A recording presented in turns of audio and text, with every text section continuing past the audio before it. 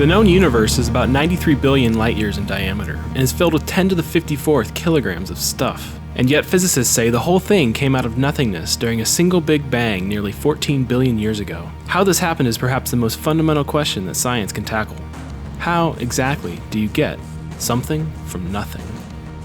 It all starts with entropy, which is just a fancy way to talk about disorder. Nothing is as disordered as, well, nothing. You can mix it up, scramble it, rearrange it all you want, and you still have nothing. Something, on the other hand, is orderly.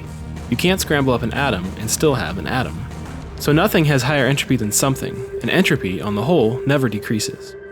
So it seems impossible that nothing could ever turn into something. But there may be a loophole.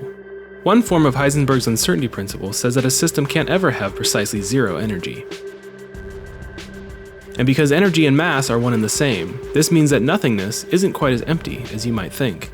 If you somehow removed everything from the universe, you'd still find particles popping in and out of existence, caused by nothing but the fundamental randomness inherent in quantum mechanics. But how do you get from random particles here and there to an entire universe spontaneously forming out of nothing, and lasting for billions of years? The other half of the uncertainty principle says that physical objects can trade time for energy, and vice versa. For instance, something can pop into existence with a lot of energy if it only lasts a short time, or it can last a long time if it has very little energy.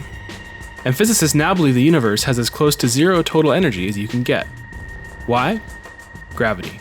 Gravity is the only force that always attracts, and that, counterintuitively, means it has negative energy. It counteracts the positive energy of the expanding universe. With its total energy near zero, uncertainty allows the universe to exist for potentially a very long time. But it doesn't explain how it grew from a tiny quantum sprout to be so mind-bendingly huge. For that you need inflation, which cosmologists think drove the early expansion of the universe. Observations of distant galaxies and cosmic background radiation suggest inflation was real, but what caused it is still a mystery.